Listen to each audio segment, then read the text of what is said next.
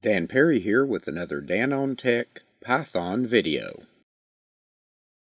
With our for loops, we've been working with a list, and that list has already been populated. This time we're going to look and see how we can append elements to the list. So I've created an empty list, and I did that with my list equal and just the square brackets with nothing in between.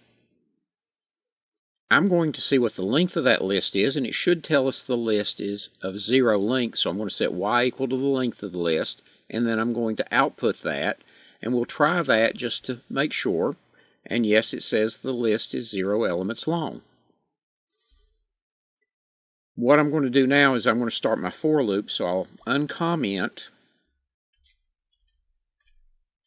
where I've already started typing it, and I'm going to use a range of 5 because 5 items is short enough that we can type it in without a lot of problem.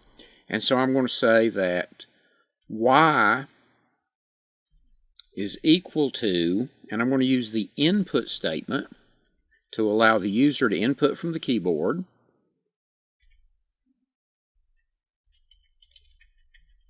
So I'm going to ask for a name.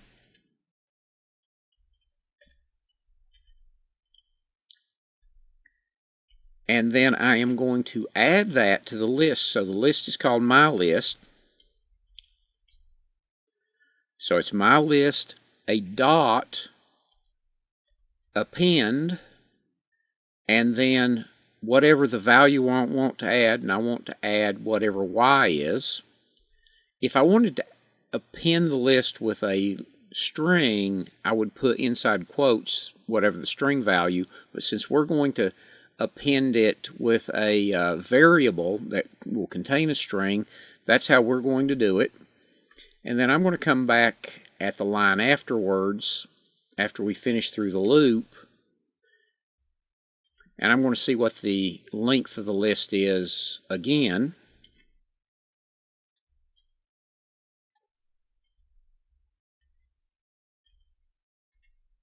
So I'm going to find the length then at the end and print it out, and it should have a length of 5 at that point.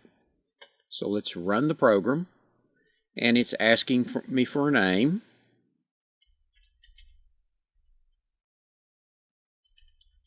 And I'm going to add a name each time it asks as it goes through the list.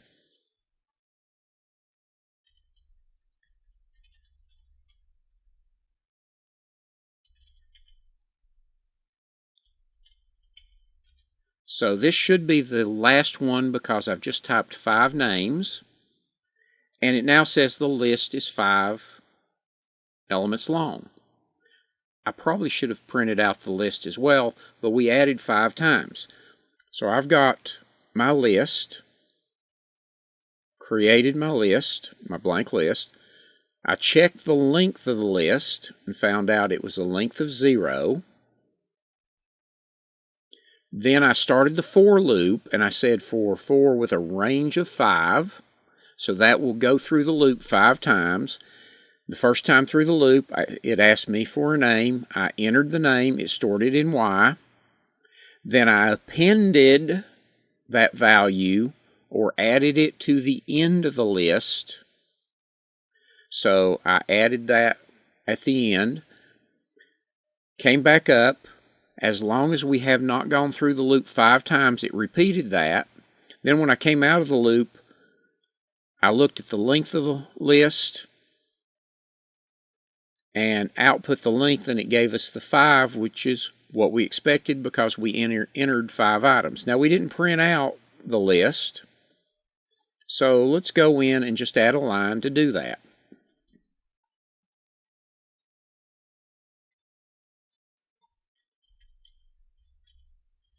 And if I don't want any formatting or anything special, I can just tell it to print my list. So we'll run the program again, and this time I'm just going to enter letters. So I've just entered 5 letters, and once again it starts the list as 0 elements long. The 5 elements I've entered, it says now it's 5 long, and it has those values that I've entered, A, S, D, F, G, and H. And because they're strings, they're in quotes. So that's one way we can add things to a list by appending to the end. I'm going to modify this list a little, so let me copy it. And instead of appending to the list, I'm going to insert items. And we can insert at any position we want. I'm going to insert at the beginning. Now, to insert, you would do your list name dot insert, and then whatever value you want to insert. I'm going to insert one value here and where you want it to insert it. So I'm going to insert at position 0 because this right now has no length. If I tried to insert at position 5 or something like that, I would get an error. At position 0, I'm going to insert, let's do hello. And if I were to run the program now, it would insert hello at position 0. It would tell me my list is 1 element long. Then it would let me add 5 items to the end. Well, I'm going to change that around just a little bit, and I'm going to, instead of appending, I'm going to insert Y, but I'm going to insert Y at position 0. So now I'm going to basically create the list with hello at the beginning, and then I'm going to push elements into the beginning of the list, so whatever I type next will be at the beginning, and hello will end up at the end of my list.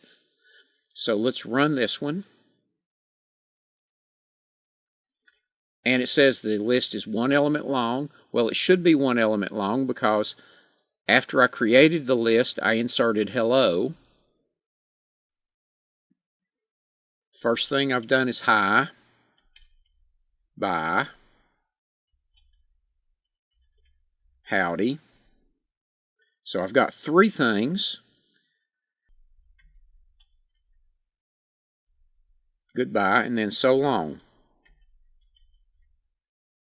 Of course, I should say so long and thanks for all the fish. But now it tells me the list is 6 elements long. Hello is the last element, and all of these elements are in reverse order of the way I entered them. That's because we inserted them all at position 0. Now I could insert something in the middle if I have an existing list at position 2 or 3, as long as my index doesn't go beyond the end of the list. So what I've got here is the ability to either append to a list or insert into a list. While I'm doing that, I'm actually doing it through a for loop. Thank you for watching this Dan on Tech video. Please subscribe to this playlist so you don't miss future videos. Please check out and subscribe to our other Dan on Tech channel playlists.